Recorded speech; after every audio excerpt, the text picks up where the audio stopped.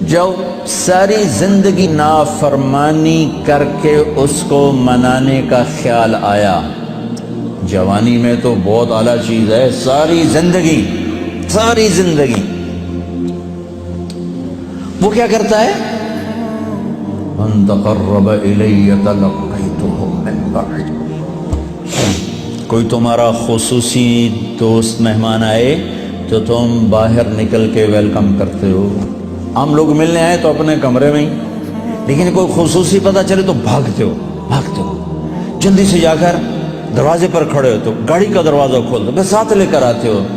وہ شہنشاہ کہہ رہا ہے زندگی بھر کے گناہ لے کر کوئی مرد عورت جب مجھے منانے آتا ہے تو میں آگے بڑھ کے اس کا استقبال کرتا ہوں، آگے بڑھ کے، وہیں بیٹھے ہوئے آگے بڑھ کے، تلقیتہ من بعید، میں خود آگے تک جاتا ہوں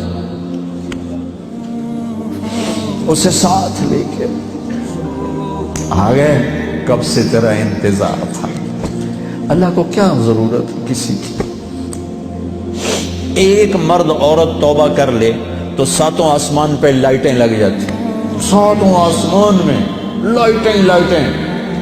وہ کہتے ہیں یہ کیا چکر ہے؟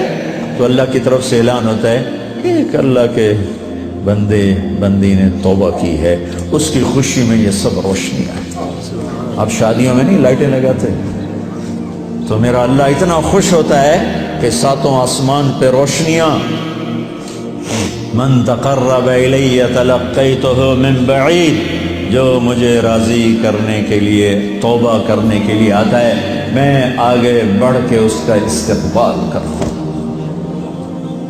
ومن اعرض عنی، اور جو نہیں آتا اس کے ساتھ کیا کرتا ہوں؟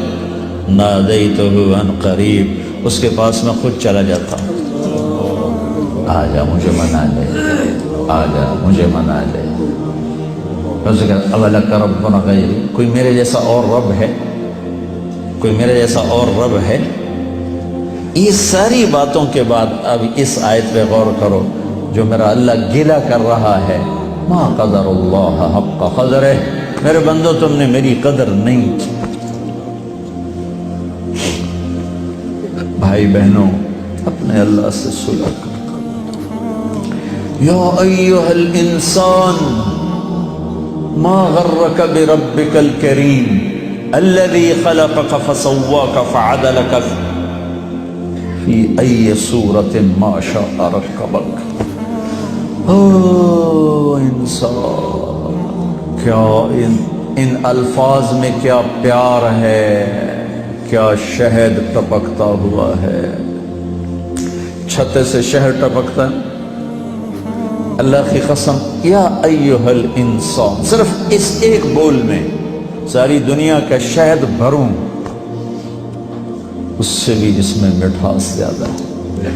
اور پھر یہاں یا ابن آدم یا ایھا الانسان، خطاب ایمان والوں سے نہیں ہے، تقوی والوں سے نہیں ہے، اے انسان، انسان، انسان۔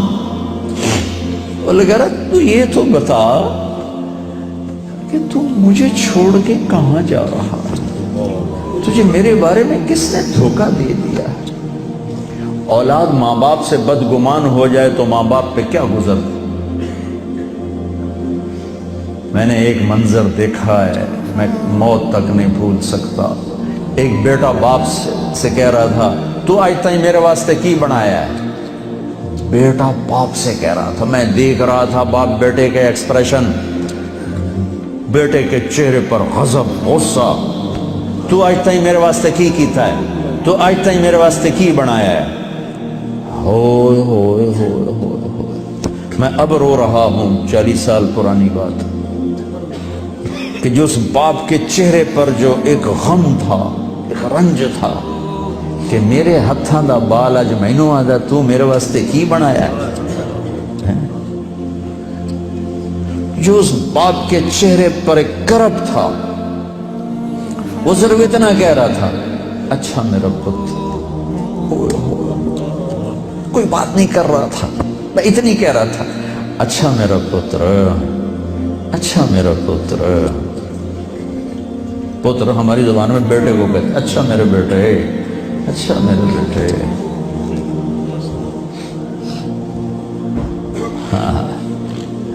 یہ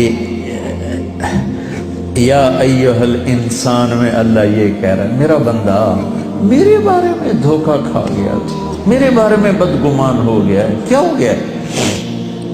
آ تو صحیح کر میری رحمت تو دیکھ، آ تو صحیح۔ حضرت عمر رضی اللہ عنہ کے زمانے میں ایک شخص گویہ تھا، وہ ایک تارا ہوتا تھا، وہ بجا بجا کے نا اپنی روٹی کماتا تھا، بوڑھا ہو گیا، آواز ختم ہو گئی، فاقے آ گیا، تو گانا بجانا کوئی اچھا کام تو ہے نہیں، تو گیا جنت البقیع میں، تو کہنے لگا یا اللہ جب آواز تھی تو لوگ سنتے تھے، روٹی بھی چلتی تھی، آواز گئی تو روٹی بھی گئی، اب اس بڑھاپے میں کہاں جاؤں؟ اللہ کو میرے رزق کا انتظام فرما، مجھے معاف فرما۔ عمر رضی اللہ عنہ مسجد میں سوئے ہوئے تھے، ان کو خواب میں آواز آئی، میرا ایک بندہ جنت البقیع میں مجھے پکار رہا ہے۔ کس کو آواز آئی؟ عمر۔ کس کے بارے میں؟ گانے والا۔ عمر رضی اللہ عنہ ننگے پاؤں دوڑے، ننگے سر، پتہ نہیں کون ابدال بیٹھا ہے وہاں پکارنے والا، جو دوڑے ہوئے اندر آئے تو قدموں کی آہٹ، تو وہ گویے کی نظر پڑی، عمر آ رہے اور دو ننگے سر ننگے پاؤں، نے کہا ابھی آج میری خیر نہیں۔ وہ اٹھ کے دوڑنے لگا، تو اس نے کہا ٹھہرو ٹھہرو ٹھہرو ٹھہرو، میں خود نہیں آیا ہوں، مجھے بھیجا گیا ہے۔ کہا کس نے بھیجا ہے؟ کہا جس سے پکار رہے ہو اسی نے۔